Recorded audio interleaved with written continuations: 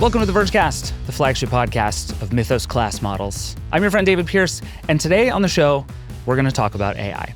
We got a lot of questions from all of you over the last couple of weeks after Google I/O and Microsoft Build and Apple's WWDC about all things AI. And then we had a just truly chaotic blow-up between Anthropic and the US government over the new model, Claude Fable, and whether it is the most dangerous thing anyone has ever invented in history. So we're going to get The Verge's senior reporter, Hayden Field. She's going to come and we're going to answer a bunch of your questions about all things AI. But first, here's a look at everything else happening on The Verge today. This is 90 Seconds on The Verge for Tuesday, June 16th, 2026. Snap's first consumer-grade AR smart glasses are finally, apparently coming out this fall. That's what the company announced today. They're called Specs. They're thick and wide and black, and they kind of look like spy glasses that James Bond would have worn in the 1990s. I don't know if I mean that as a compliment or an insult, but there it is. But the best part is they're going to cost $2,195. It's been a full decade since Snap's first ever pair of spectacles went on sale. Back then, they were only $130, and they weren't a huge hit even then. I have no doubt that the tech here will be impressive, including the built-in display and the new chips, but this one might be a steep climb for Snap. Meanwhile, Microsoft launched new Surface devices, a new Surface laptop, and a new Surface Pro, both of which are powered by another Qualcomm chip, the Snapdragon X2. They look good, the spec sheets are great, the colors are solid as always, and unfortunately, as with basically every gadget right now, they are too expensive. The Pro starts at $1,500 and the laptop at $1,600, both up $100 from the last generation. I am still excited about them though. The Surface lineup is some of the best stuff going in Windows world, and has been for a long time. And as these Qualcomm chips get better, so do these laptops. Microsoft in particular is making really big battery life claims, and I hope they pan out. And finally, happy birthday to the Trump phone, which was first announced a year ago today. Back then, the Trump phone was made in America and was going to be shipping last September. Today, it's an obvious dupe of an HTC phone that is very much made in China, and as far as I can tell, it has only shipped to a bunch of YouTubers and tech reporters. I suspect most people at this point have just written off their $100 deposit. But hey, maybe year two will be a big year for Trump Mobile. I would not hold my breath. You can read more about all of this at theverge.com. That is 90 Seconds on The Verge for June 16th. All right, let's answer some questions about AI. Hayden Field is here. Hi, Hayden. Excited. You are just deep in Anthropic nonsense, as you always are. This seems to be like half your beat now is various Anthropic nonsense. It's true. We have a joke that like anytime news happens on another company, they text me immediately, as in me and Addie, my editor, had that joke. Because it's like every time something else happens, it's like, oh, Anthropic's got to get in there. You know, it's just crazy. But no problem to them. It's just a hilarious coincidence every single time. But yeah, last night we were up till midnight. We got a piece out. There's some crazy battles going on again between Anthropic and the Trump administration. This is just what we do here. So I have a handful of questions for you from our audience about all things AI, but everybody's asking us to make sense of what's going on with Mythos and Fable and Anthropic and the US government. So let me just start with a question from Samuel, which says, can we have a complete Vergecast episode on how this is going to impact the way the world looks at US tech companies and the risk this behavior will cause? What's next? Stopping PowerPoint for the rest of the world? I like this question because I think it is a good framing for what's happening between Anthropic and the US government, and kind of the way the rest of the tech industry and the rest of the world is going to take whatever the outcome is of this story. But really quick, just for people who have not been following this, you did sort of a big TikTok story of what's been happening over the course of the last several days. Just give me the Cliff Notes version of what has happened between Anthropic and the US government in the last week. Yes, that's a great question because the last 5 days have really been the crux of the whole thing. So on Friday night, when everyone was getting ready for the big games that were happening this weekend, Anthropic was having the opposite experience where they, at 1 p.m., got a call from the U.S. government saying you have 90 minutes to shut down access to Fable 5, its new model that had been hyping for a week, and Mythos 5, its other new model had been hyping for a week. So Fable 5 is kind of the safeguarded version of Mythos. They're built on the same underlying model. Mythos 5 is the one that they gave access to enterprise, governments, select partners. Mythos is the one that they were like, if we release this to the world, it will destroy everything. We can't possibly let you have it.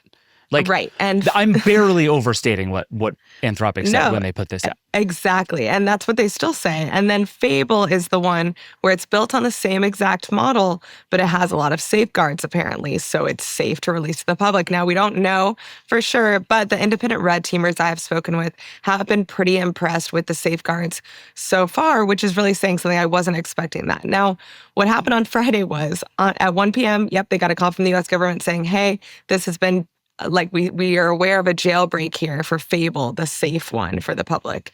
So you gotta shut it down within 90 minutes. Anthropic asked for more details. They said, okay, well, what's going on? Let's talk about this.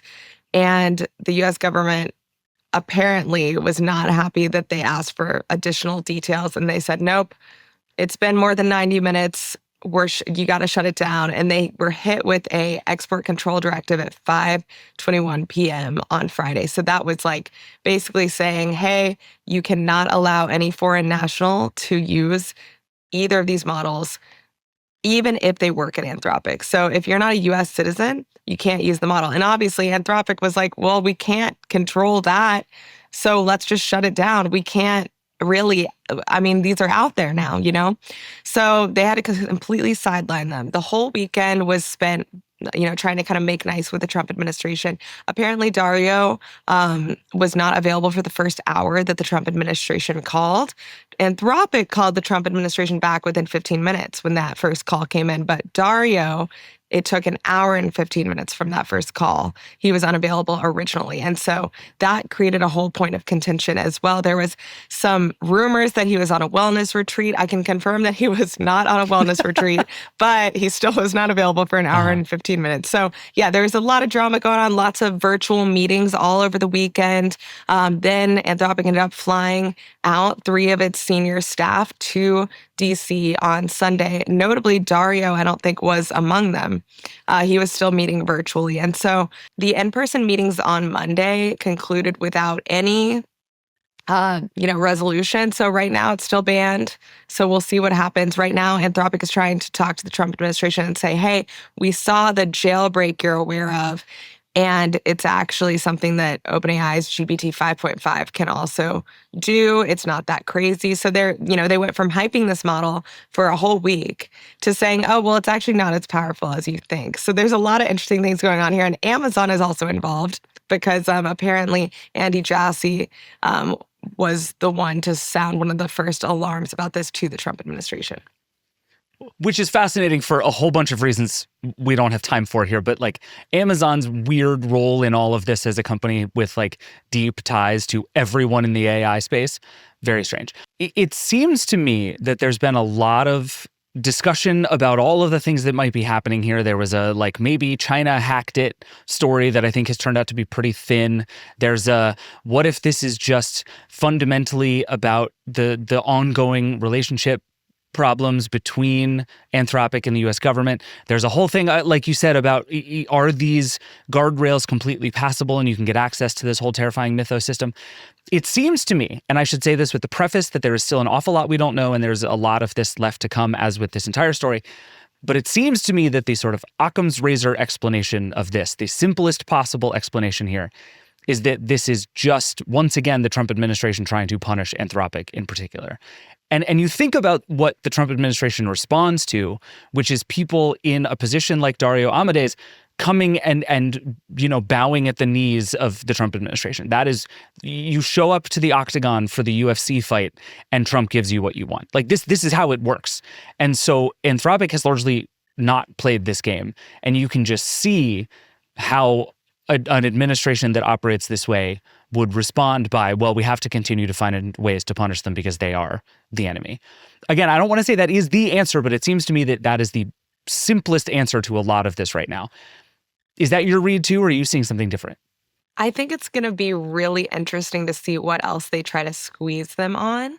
Mm, Like you mentioned, this is kind of following a lot of months and months of discord between the two. And there's even an ongoing lawsuit right now about the supply chain risk for the DoD stuff. So I think what's going to be interesting is what else they squeeze them on. Are they going to, make them, bend the knee for DoD stuff to get this out of the export control directive? We don't know. I mean, I think that it's a combination of the two things, what you said, and the fact that the government doesn't know that much about this technology a lot of the time. And so if Amazon researchers or Andy Jassy himself are calling, Scott Bessent and saying, hey, I found a jailbreak in the most powerful model that Anthropic has spent, months saying is so powerful, it could be a cyber weapon, Sure. they're going to freak out. Yeah. But so I think that was the initial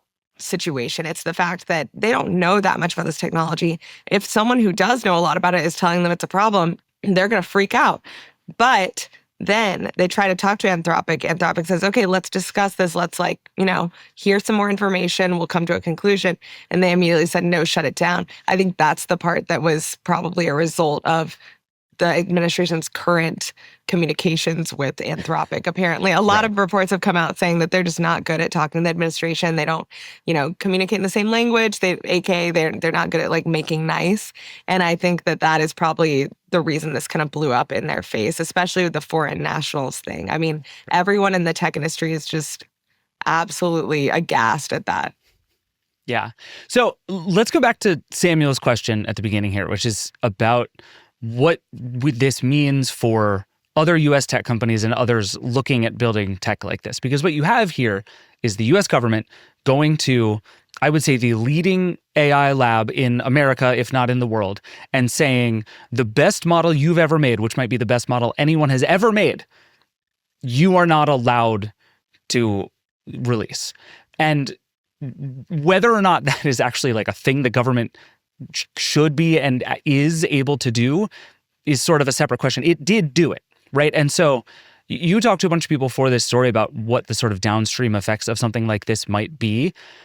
If this continues to play out the way it is playing out, what do you think other folks in tech and around the world are looking at in this, and what kind of changes are they going to make in how they think about this technology? Yes, that's a great question.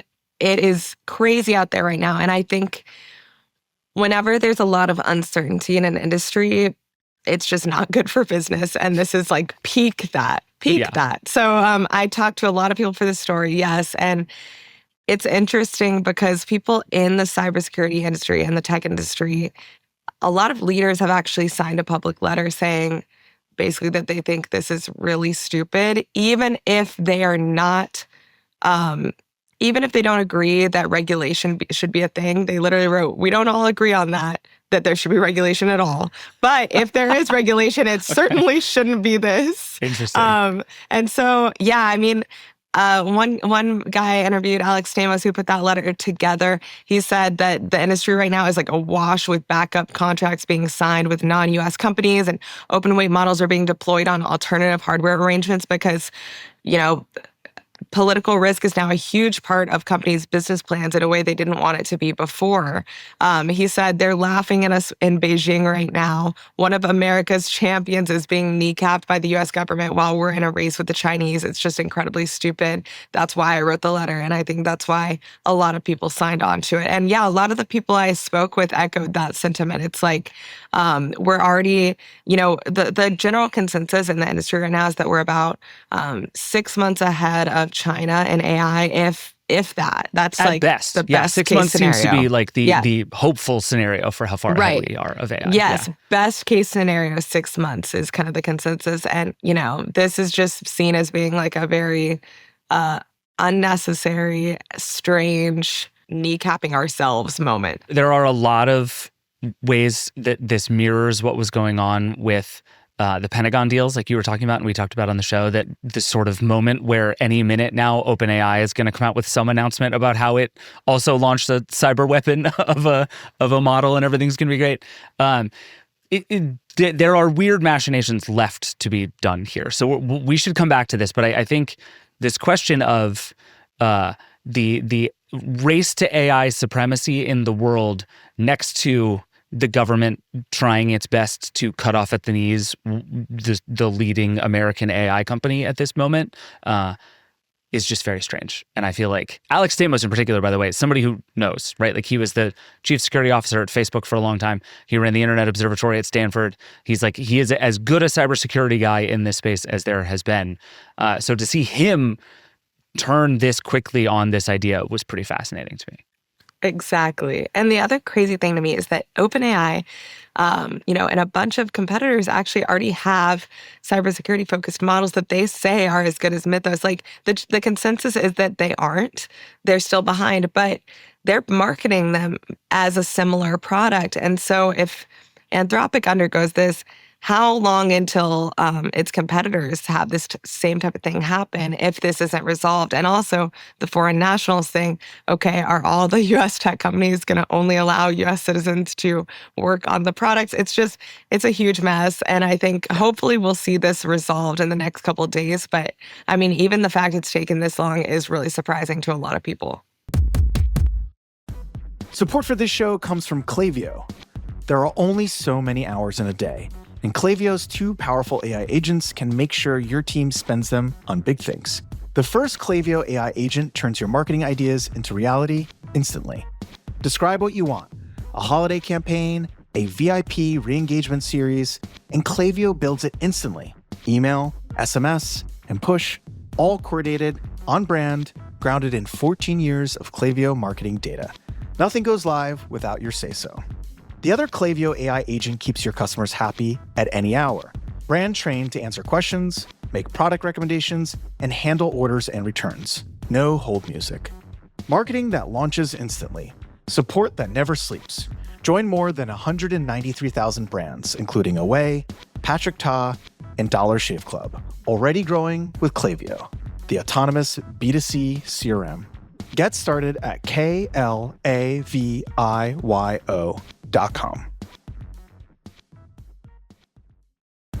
Support for this show comes from Shopify. Starting something new isn't just difficult, it can feel intimidating too. You put so much time and energy into something without knowing if it'll actually succeed. But maybe there's a better way to think about it. What if it does work? What if your instincts have been right from the beginning? Shopify wants to help you make that happen. They're the commerce platform powering millions of businesses worldwide and nearly 10% of all US e-commerce, from established brands like Allbirds and Heinz to new businesses just starting out. Their design tools make it easy to build the exact online storefront you've been picturing, with hundreds of customizable templates ready to go. And with built-in marketing tools, you can create full email and social campaigns in just a few clicks, helping you reach customers wherever they are. It's time to turn those what-ifs into with Shopify today. You can sign up for your $1 per month trial today at shopify.com/Vergecast. You can go to shopify.com/Vergecast. That's shopify.com/Vergecast. Support for the show comes from Superhuman. How many browser tabs do you have open right now? Is it enough to make you crazy? These days, it seems like a given that work has to be overwhelming. But it doesn't have to be like that, especially if you use the right tools. Enter Superhuman. Superhuman is the platform behind Grammarly and Coda. Their suite of AI-enhanced tools are designed to enhance communications for individuals and teams. Take Superhuman Go, for instance. It's an AI chat that's always there when you need it, already aware of what you're doing, and doesn't ask you to start from zero. Go works inside the tools and sites you already use, your browser, inbox, docs, project tools, and helps you cut through the busy work and clarify your communication at every level. You can use Go's AI chat to draft emails and messages, summarize long threads and documents, and search across your apps, all without leaving the page you're on. Bottom line, Superhuman is AI that works with you, not on top of you. Check it out. Find out more at superhuman.com.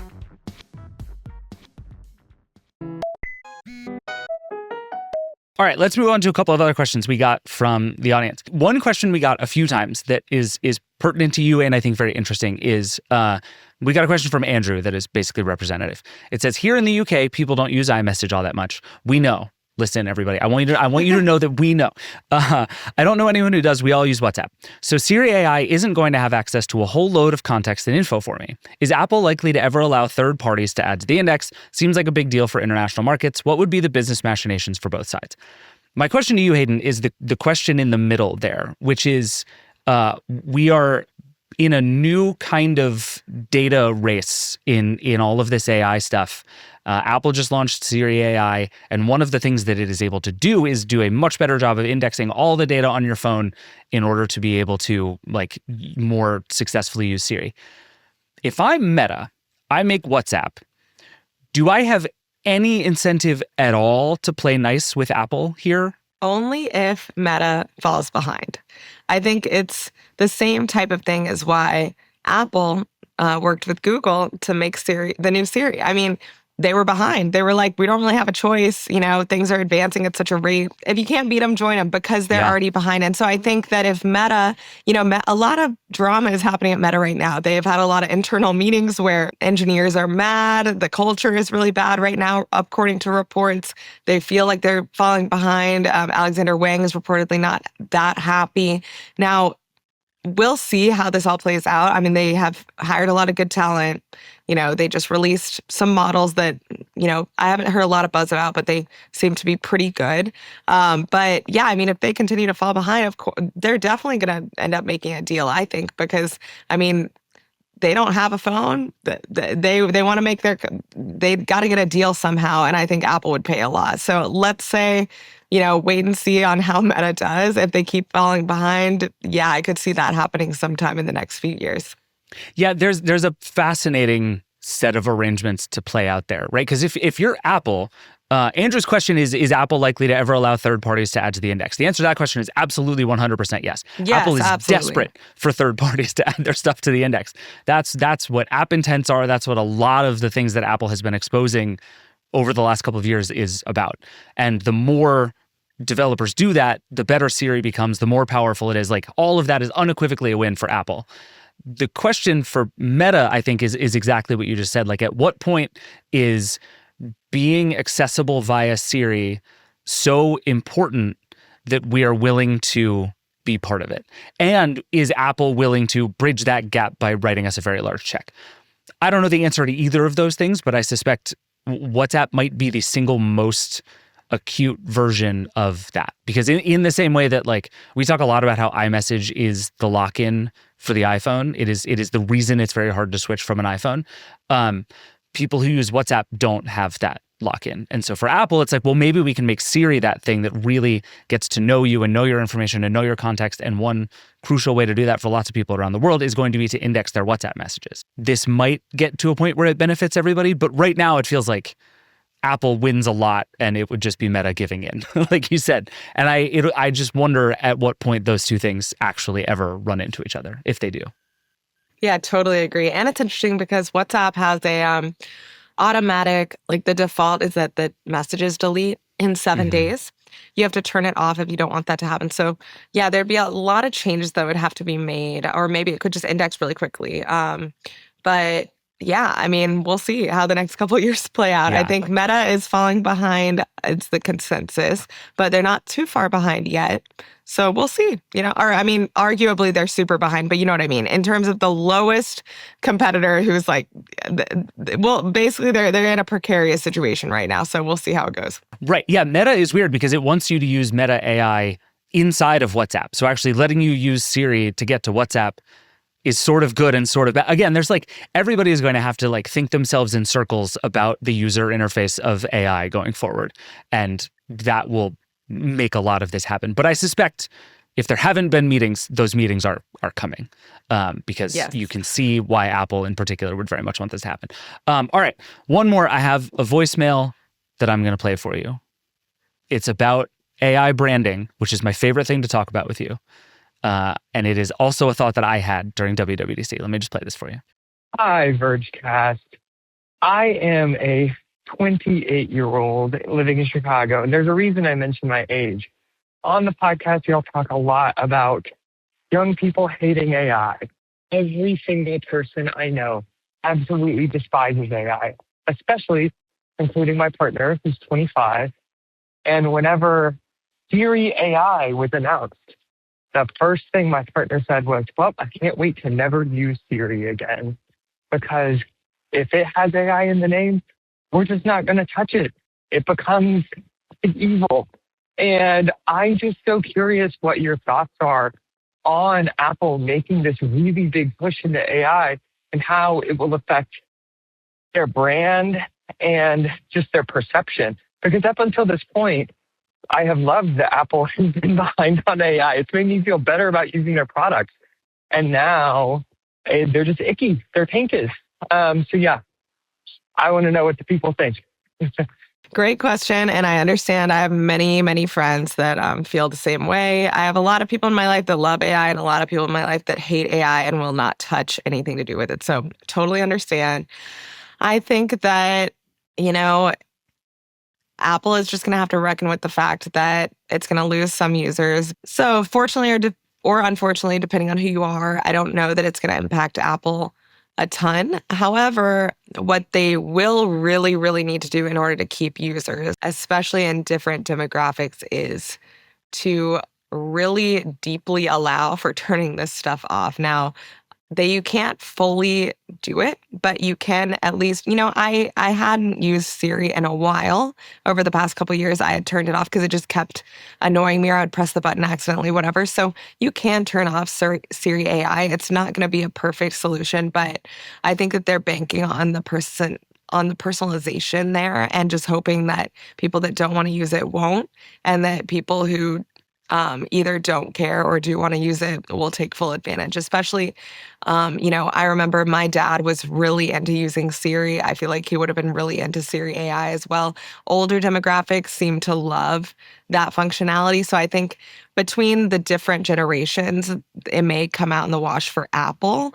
But yeah, I completely understand. And I think that many, many people feel the way that this person does, and that it's just going to be about turning it off. And maybe public calls for being able to more cleanly kind of turn off all of those features.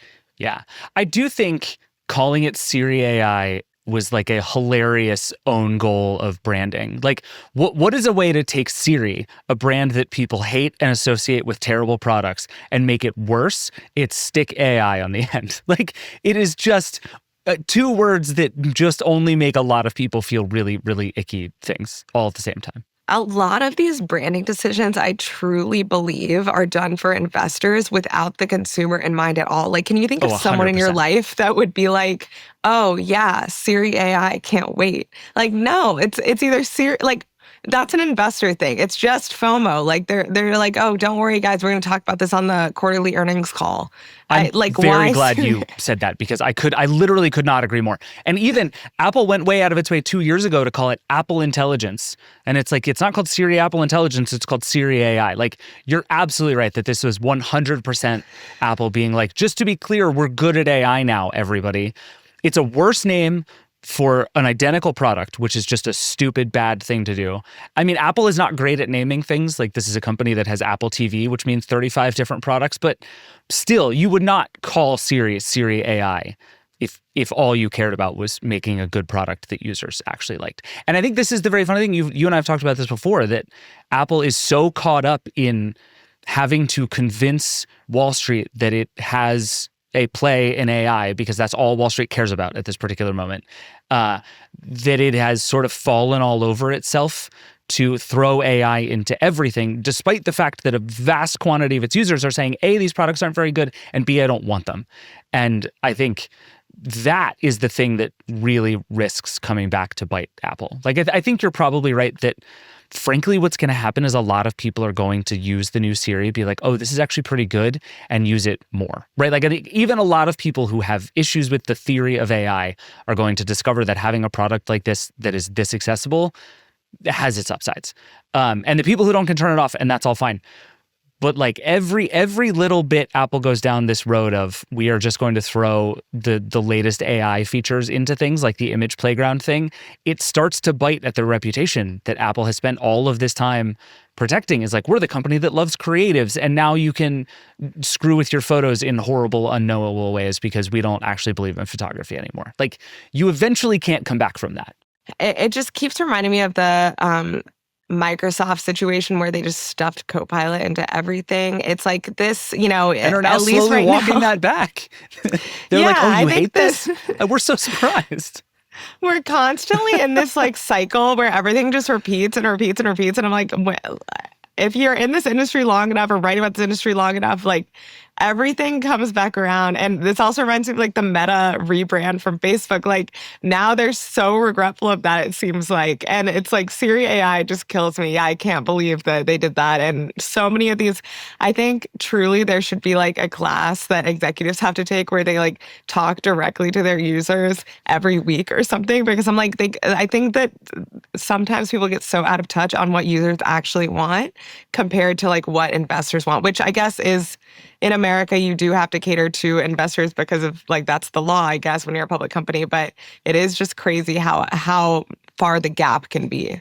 Siri AI is a terrible name, and everyone who came up with it should feel bad, is basically my takeaway. But I am curious, if you are a person out there who has strong anti-AI feelings and you have experienced the new Siri in any way, I really want to know how you feel about it, because I think it's a different kind of AI being put in front of people, and I want to know how you feel about it. So call the hotline, send us emails. We love hearing from you. Hayden, good to see you. Thanks for coming to hang out.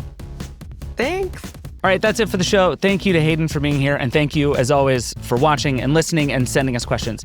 If you have questions about AI, about Anthropic and the government, about anything else that we talk about on this show, please keep reaching out. The hotline is 866-VERGE11. The email is vergecast@theverge.com. We absolutely love hearing from you about anything and everything. In addition to the Slack channel, by the way, there's now a Google Doc that Travis, our producer, keeps of all the hotline questions. It's my favorite Google Doc of all the Google Docs that I have. And as always, a reminder, the best thing you can do to support all of this that we're doing is to subscribe to The Verge, theverge.com/subscribe. It gets you all of our podcasts ad-free, including this one.